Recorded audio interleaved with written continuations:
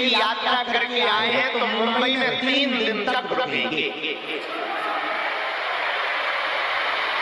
कल भी दरबार लगाएंगे, परसों भी दरबार लगाएंगे, कल सायं 4 बजे से लगाएंगे और परसों भी शाम 4 बजे से लगाएंगे। बोलो सीताराम, जोर से बोलो। साधु जी, और जोर से बोलो। इसके बाद में फिर हम अपने बागेश्वर धाम जाएंगे, क्योंकि वहां पर भी बहुत बड़ा उत्सव है। 10 तारीख को गुरु पूर्णिमा है, 4 तारीख को हमारा हैप्पी बर्थडे है, तो हमको वहां जाना पड़ेगा। फिर आएंगे, अब तो हर 2-3 महीने में आते रहेंगे। आज हमने सुबह दर्शन किया, बहुत अच्छा लगा, हमको बहुत प्रसन्नता हुई। और हमको दूसरी खुशी ये है कि मुंबई में रहने वाले सनातनी परंपरा को मानने वाले, जरा भैया इफेक्ट कम करना, सनातनी कम कर दो, थोड़ा सा आवाज गूंज रही है, थोड़ा कम करो इफेक्ट को। सनातनी परंपरा को मानने वाले हिंदू हर शनिवार मंगलवार को मठ पर आ रहे हैं, अर्जी लगा रहे, बालाजी सब पर कृपा कर रहे। आने वाले दिनों में हम समय निकालकर 2026 से हर महीने मुंबई में आने की कोशिश करेंगे, ताकि भैया यहीं से छत्रपति वीर शिवाजी महाराज ने हिंदवी स्वराज्य की स्थापना का संकल्प लिया था। इसी भूमि की मिट्टी को हम माथे पर लगाकर हिंदू राष्ट्र की स्थापना का संकल्प लिए हैं। और जब तक भारत को हिंदू राष्ट्र नहीं बनाएंगे, तब तक न रुकेंगे, न झुकेंगे, न टूटेंगे, न बिखरेंगे, न मुड़ेंगे। दम तब तक नहीं रोकेंगे जब तक भारत हिंदू राष्ट्र नहीं हो जाएगा। भारत हिंदू राष्ट्र की, भारत हिंदू राष्ट्र की। और महाराष्ट्र के पागलों, एक बात और सुनो, अब हम केवल भारत के हिंदुओं भर को एक नहीं करेंगे, पूरी दुनिया के हिंदुओं को एक कर देंगे। चाहे वो मॉरिशस में रहते हो, फिजी में रहते हो, सूरीनाम में रहते हो, बाली में रहते हो, ऑस्ट्रेलिया में रहते हो, नेपाल में रहते हो, इंडोनेशिया में रहते हो, म्यांमार में रहते हो, भूटान में रहते हो, जहां जहां हिंदू रहते हैं वहां वहां हम जाएंगे, मठ बनाएंगे, हिंदुओं को भारत बुलाएंगे और भारत को हिंदू राष्ट्र बनाएंगे। दूसरी बात, अभी वर्तमान में लगातार सनातन धर्म के ऊपर कुठाराघात किया जा रहा। हमने प्रण ले लिया, भारत के अंदर जो जहर है, जातियों के नाम का, भेदभाव के नाम का, छुआछूत के नाम का, क्षेत्रवाद के नाम का, भाषावाद के नाम का, ये हम अब भारत में रहने नहीं देंगे। पुनः नवंबर में हम 10 दिनों तक कठोर तप करके, 10 दिनों तक पैदल चलकर दिल्ली से वृंदावन तक पैदल जाएंगे हिंदुओं को ले। लगातार ब्रिज में हो रही घटनाएं, गौ माता को काटा जा रहा।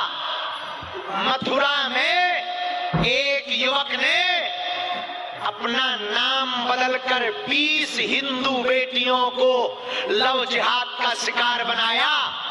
ब्रिज में अभी हम कुकृत्य नहीं होने देंगे। हम ब्रिज जाएंगे, ब्रिजवासियों को प्रणाम करेंगे और भारत के हिंदुओं को लेकर अब हम दिल्ली से वृंदावन तक यात्रा करेंगे। 7 नवंबर फाइनल हो गई है।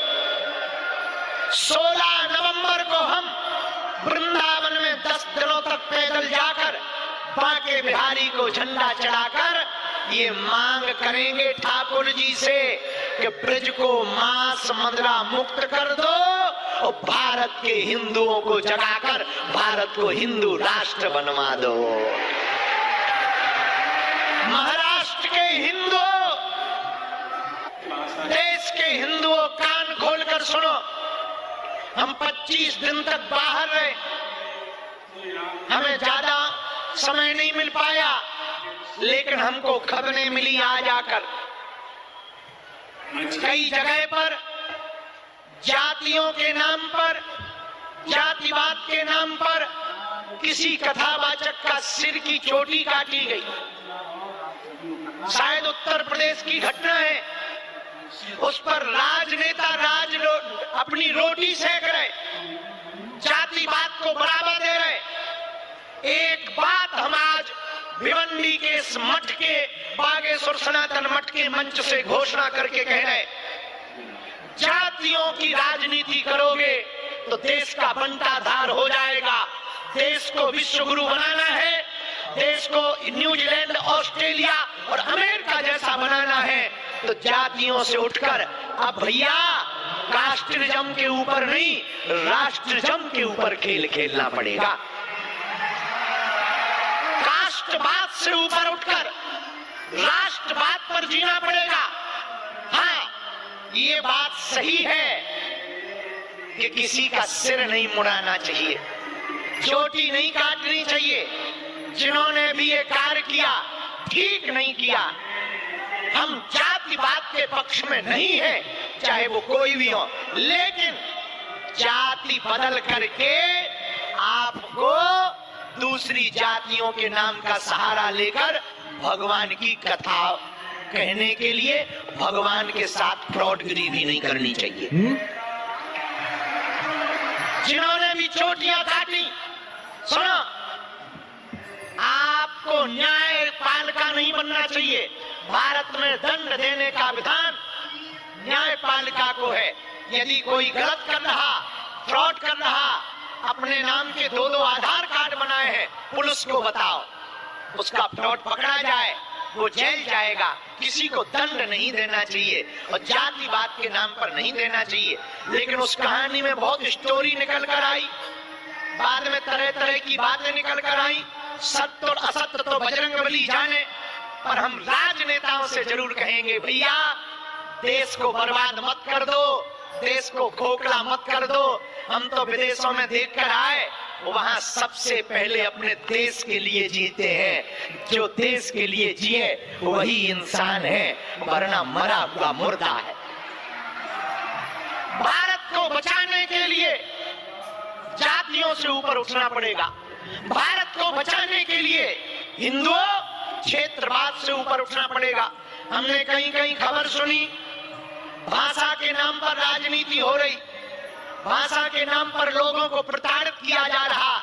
एक बात कान खोलकर हमारी वीडियो के माध्यम से सुन लो, तुम्हारी जाति अलग हो सकती, तुम्हारी भाषा अलग हो सकती, हमारी जाति अलग हो सकती, हमारी भाषा अलग हो सकती, हमारा क्षेत्र अलग हो सकता, हमारा प्रदेश अलग हो सकता, पर देश तो एक है।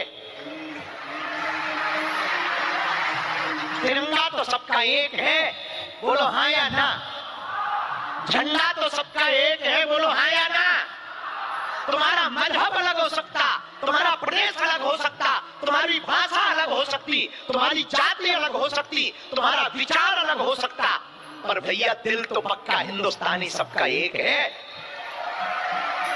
और जो हिंदू हिंदू का नहीं, वो हिंदू कहलाने के लायक नहीं।